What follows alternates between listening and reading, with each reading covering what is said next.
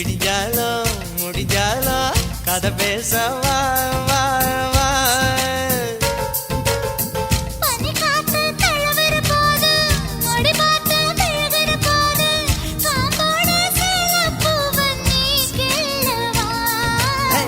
கொடமா தேன் குடிச்சிக்கவா.